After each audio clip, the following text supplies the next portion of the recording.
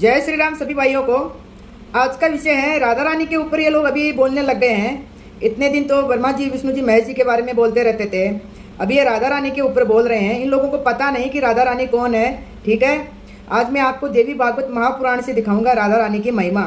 ठीक है, जो ब्रह्मा जी ने 60,000 वर्षों तक तपस्या की थी, फिर भी उनको सपने में भी राधा रानी के दर्शन नहीं हुए थे। जब राधा रानी का अवतार हुआ था उस समय उन्होंने दर्शन किया। ठीक है, और ये जो निंदा कर रहे हैं इनका तो जो हाल होगा, देवी देवताओं की निंदा करने पे तो कई कल्पों तक नरक में वास करेंगे, लेकिन राधा रानी की जो निंदा करने वाले उसका तो कोई प्रायश्चित भी नहीं है। ये भी मैं आपको देवी भागवत महापुराण में दिखाऊंगा, तो वीडियो आप पूरा देखिएगा। बहुत सारे रहस्य हैं मेरे पास राधा रानी के, बहुत सारे प्रमाण हैं, इन लोगों को पता नहीं है। जो भी नए भाई है वो चैनल को सब्सक्राइब कर लें। ठीक है, और मेरे पुराने साथी इस वीडियो को ज़्यादा से ज़्यादा शेयर करें। ठीक है, चलिए अब इनकी पोल खोलते हैं।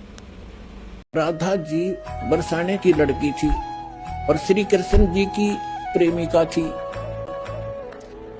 अब वहां के लोग, जो बरसाना के लोग, इतने भ्रमित हैं। वो क्या कहते हैं, एक दूसरे को राम राम भी नहीं बोलते। वो क्या कहते हैं, जैसे सुबह सुबह या कभी भी मिलते हैं आपस में, कोई राम राम कहता, कोई सत्साई बोलते हैं, तो वो कहते हैं राधे राधे। तो सामने वाला कहेगा हाँ बेटा राधे राधे, और राम भी भूल गए। राधे उस काम की लड़की ने कुछ दिन लग गए, देख कहाँ डले डुबा दिए, राधे राधे श्याम मिला दे। वो बरसाना में सिफारिश लवाना जाऊं राधे की कि कृष्ण से मिला दे, कृष्ण ने मिलकर के कला टूट जाएगा। कहते हैं गीता और भागवत पढ़े ना बूझे शब्द ठिकाने नू, और मन मथुरा जल द्वारका नगरी क्या करे बरसाने नू। अब ये जाते थे ना वहाँ गोवर्धन की फेरी देने जाते हैं वृंदावन में, तो वो कहते हैं बरसाना जरूर जाना चाहिए। किस लिए कि बरसाने की राधा थी, राधा जी थी, और राधा जी से सिफारिश करवावे राधे राधे श्याम मिला दे। राधे ने शाम को आसानी से मिला करता है। वह बिरन कितने तरफा करती, लोग उसके बूंदी अच्छी कहा करते, कोई गुंडी कहा करता। उस समय कोई पसंद नहीं करा करता। वो एक लड़की जाकर किसी व्यक्ति से मिला दूर देश में, लेकिन वो चले गए, हमने बाद में उनकी कथाएं बना ली। अब राधे राधे श्याम मिला दे, राधे श्याम मिला होगी, अब राधे ना श्याम उड़ा, बताओ उसने उड़ा कौन मिला होगा। यह है श्रीमद देवी भागवत महापुराण का दूसरा खंड। ठीक है, इसका 9वां स्कंद है। ठीक है, पहला अध्याय। यहाँ पे देखिए श्री नारायण भगवान बोल रहे हैं, नारद जी को बता रहे हैं। ठीक है, श्री नारायण बोले सृष्टि विधान में मूल प्रकृति 5 प्रकार की कही गई है। मूल प्रकृति, प्रकृति तो ऐसे बहुत है इनकी, लेकिन ये मूल प्रकृति 5 प्रकार की कही गई है। गणेश जननी दुर्गा, राधा रानी, लक्ष्मी, सरस्वती और सावित्री। ठीक है, अब चलिए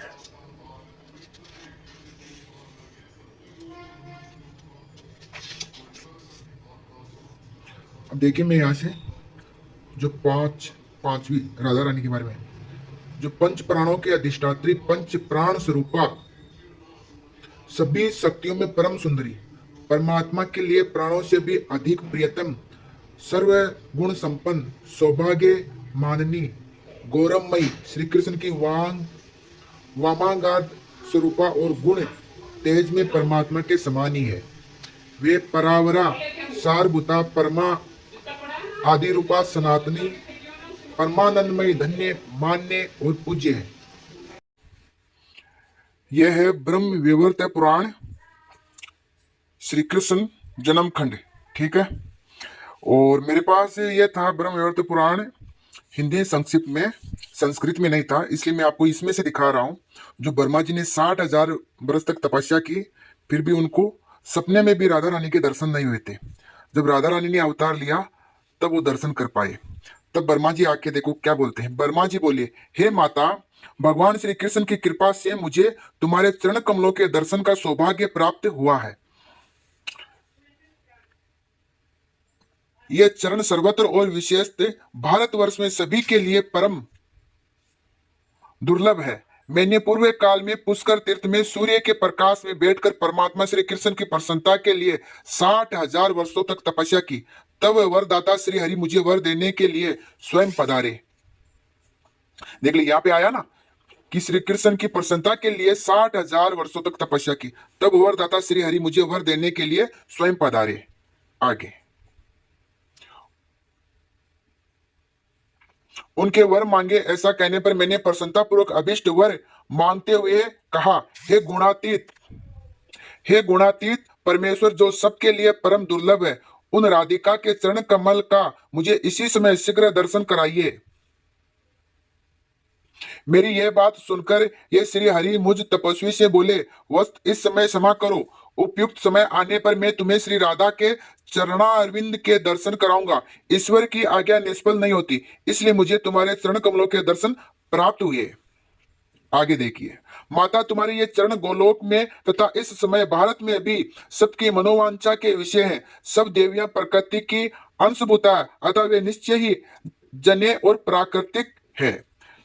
राधा रानी की सभी देवियां अंश है और श्री कृष्ण भगवान के जितने भी देवता है वो सब श्री कृष्ण भगवान के अंश है। ठीक है, आगे देखिए आप, तू श्री कृष्ण के आधे अंश से प्रकट हुई हो, अतः सभी दृष्टियों से श्री कृष्ण के समान हो। तुम स्वयं श्री कृष्ण हो और ये श्री कृष्ण राधा है, अथवा तुम राधा हो और ये स्वयं श्री कृष्ण है, क्योंकि राधा रानी तो श्री कृष्ण भगवान ही बने हुए, देह दो और आत्मा एक। ठीक है ना, ये भागवत महापुराण में भी आता है। ठीक है, आज मैं आपको सिर्फ इतना ही दिखा रहा हूं, मेरे पास बहुत सारी प्रमाण है। ठीक है, इस बात का किसी ने निरूपण किया हो ऐसा मैंने वेदों में नहीं देखा।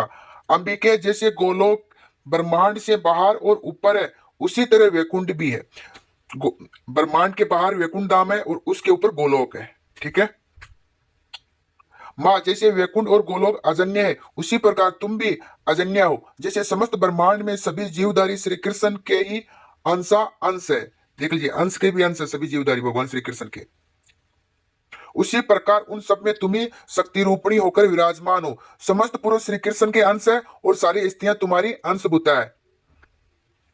परमात्मा श्री कृष्ण की तुम देह रूपा हो, अतः तुम ही इनकी आधारभूता हो। माँ, इनके प्राणों से तुम प्राणवती हो और तुम्हारे प्राणों से ये परमेश्वर श्री हरि प्राणवान है। ओह, क्या किसी शिल्पी ने किसी हेतु से इनका निर्माण किया है? कदापि नहीं। अंबिके, ये श्री कृष्ण नित्य है और तुम भी नित्य हो। नित्य का मतलब हमेशा। तुम इनके अंश स्वरूपा हो या यही तुम्हारे अंश है, इसका निरूपण किसी ने किया है? मैं जगतरा ब्रह्मा स्वयं वेदों का प्राकट्य करने वाला हूं। उस वेद को गुरु के मुख से पढ़कर लोग विद्वान हो जाते हैं, परंतु वेद अथवा पंडित तुम्हारे गुणों या स्तोत्र का संतान भी वर्णन करने में असमर्थ है। फिर दूसरा कौन तुम्हारी स्तुति कर सकता है? स्तोत्र का जनक है ज्ञान और सदा ज्ञान की जननी है बुद्धि।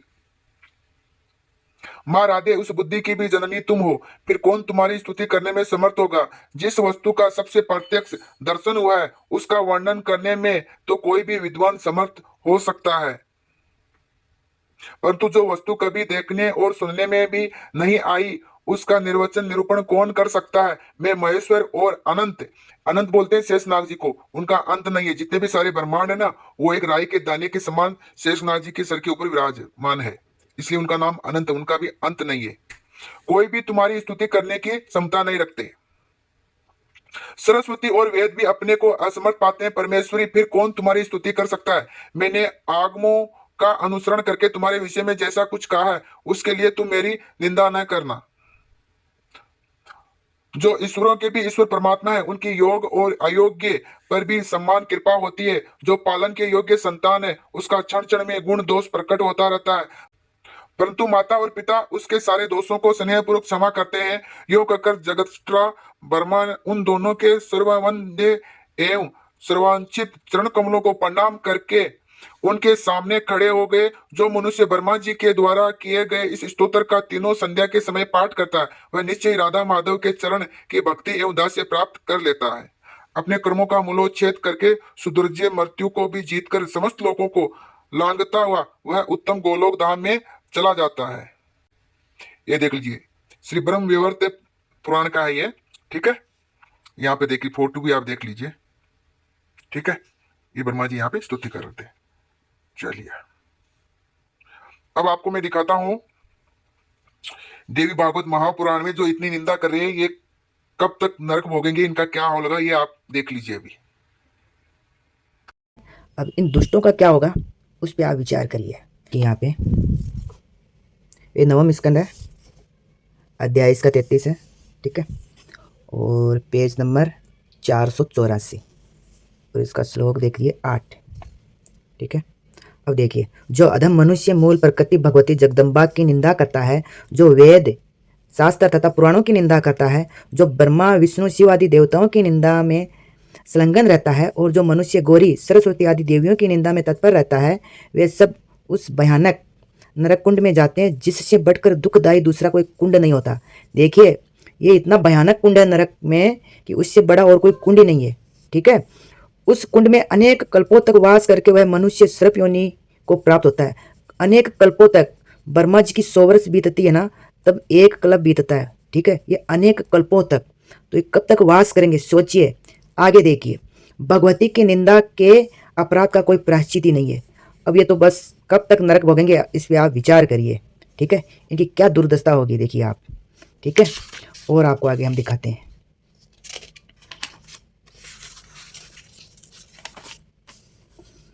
जो मनुष्य दूसरे के कान में अपना मुख लगाकर प्राय निंदा करता है, परदोष निकालकर बड़ी बड़ी ढींग हाँकता है और देवता तथा ब्राह्मण की निंदा करता है, वह सच्चिमुख नामक नरक में 3 युगों तक वास करता है। वहां उसके शरीर में निरंतर सुई चुभाई जाती है। तत्पश्चात वह 7 जन्मों तक बिच्छू, 7 जन्मों तक सर्प, 7 जन्मों तक वज्र कीट और 7 जन्मों तक भस्म कीट की योनि में रहता है। तदंतर मानव योनि में जन्म लेकर वह महाव्याधि से ग्रस्त रहता है। महाव्याधि, बहुत बड़ी बीमारी से। ठीक है, व्याधि बोलते हैं बीमारी, बहुत बड़ी बीमारी से पुनः शुद्ध हो जाता है। ठीक है, और दिखाते हैं आपको।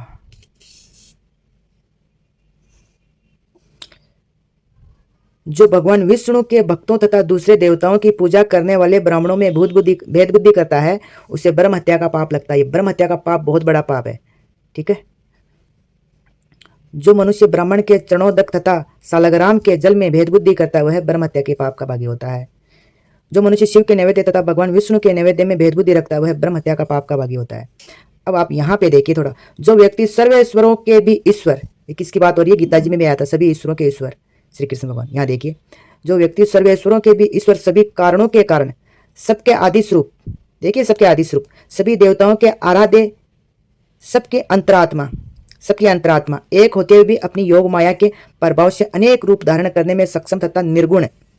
देखो, अनेक रूप, ब्रह्मा विष्णु जितनी भी शक्ति, ये सब किसके हैं, श्री कृष्ण भगवान के रूप है। ठीक है, इसमें कोई भेद नहीं है। श्री कृष्ण में और ईशान शिव जी में भेद करता है। देखो, एक ही है, शिव जी और श्री कृष्ण एक ही है, दो नहीं, अलग अलग नहीं है। उससे ब्रह्म हत्या का पाप लगता है। देखिए, जो मनुष्य भगवती शक्ति की उपासना करने वाले प्रतिदेश व्रत रखता है तथा शक्ति शास्त्रों की निंदा करता है, उससे ब्रह्म हत्या का पाप लगता है। ठीक है, जो अधर्मी लोग हैं, इनका क्या होगा आप सोचिए, इस पर विचार करिए। देखिए, ठीक है, बहुत निंदा कर रहे हैं, बहुत निंदा कर रहे हैं। देखिए आगे जाके क्या होगा इनका। ठीक है, वे परमात्मा श्री कृष्ण के रास क्रीड़ा की अधिष्ठात्री देवी है। रास मंडल में उनका आविर्भाव हुआ है। वे रास मंडल से सुशोभित है।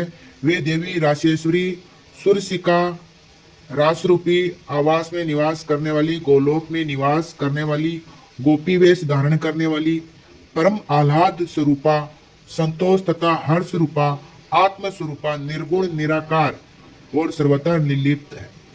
निर्गुण, तीनों गुण नहीं है राधा रानी में। ठीक है, और निराकार और सर्वथा निर्लिप्त है। वे इच्छा रहित है, राधा रानी की कोई इच्छा नहीं है। अहंकार रहित है और भक्तों पर अनुग्रह करने वाली है। बुद्धिमान लोगों ने वेद विविध मार्ग से ध्यान करके उन्हें जाना है। वे ईश्वरों, देवेंद्रों और मुनि श्रेष्ठों के दृष्टिपथ में भी नहीं आती। ठीक है, ध्यान में भी नहीं आती है। वे अग्नि के समान शुद्ध वस्त्रों को धारण करने वाली, विविध अलंकारों से विभूषित, कोटि चंद्र प्रभा से युक्त और पुष्ट तथा समस्त ऐश्वर्यों से संबंधित विग्रह वाली है। वे भगवान श्री कृष्ण की अद्वितीय दास्य भक्ति तथा संपदा प्रदान करने वाली है। अब देखिए, यहाँ वाराकल्प में उन्होंने वरद मंडल में वरिष्ठ भानु की पुत्री के रूप में जन्म लिया था। ठीक है ना, ये वाराकल्प की बात हो रही है। 3 कल्प होते हैं, जैसे कि पहला ब्रह्म कल्प, पद्म कल्प और वाराकल्प। अभी वाराकल्प चल रहा है। ठीक है, तब वरिष्ठ भानु जी के यहाँ अवतार लिया था राधा रानी जी ने। ठीक है ना, वरिष्ठ भानु की पुत्री के रूप में जन्म लिया, जिनके चरण कमलों के स्पर्श से पृथ्वी पवित्र हुई।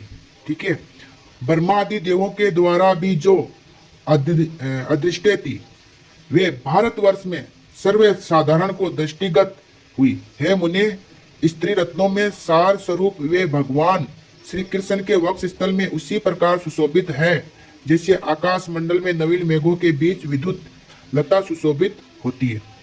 अब यहाँ पे देखिए, अब पूर्व काल में ब्रह्मा जी ने आत्म शुद्धि हेतु जिनके चरण कमल के नख के दर्शन के लिए 60,000 वर्षों तक तपस्या की, किंतु सपने में भी नख ज्योति का दर्शन नहीं हुआ। ब्रह्मा जी ने 60,000 वर्षों तक तपस्या की थी राधा रानी के चरणों के दर्शन हो जाए, नख के दर्शन, ठीक है, लेकिन फिर भी उनको सपने में भी दर्शन नहीं हुआ। जब राधा रानी अवतार ली 12 कल्प में, तब आके ब्रह्मा जी ने दर्शन किए उनके, ठीक है।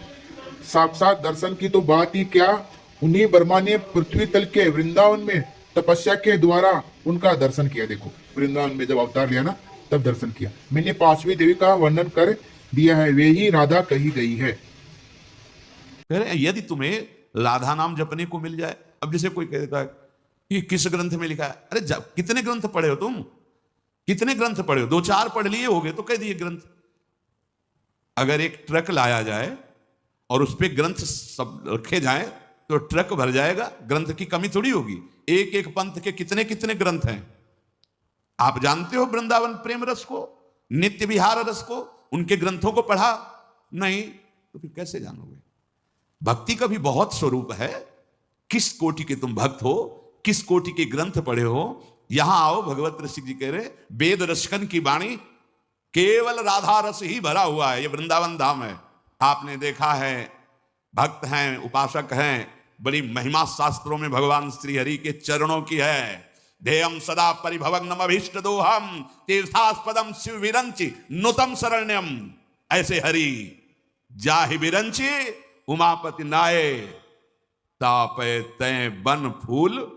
ये नहीं पुराण में लिखा, ये शास्त्रों में तुम्हें ज्यादा नहीं, थोड़ा संकेत मिलता है। अनआराधितो नूनम भगवान हरि ईश्वरा, ईश्वरों के भी ईश्वर भगवान हरि जिनकी आराधना करते हैं, ये वो आराध्या है जिसको एकांत में लेके फूल चयन करके बेणी गूंथ रहे।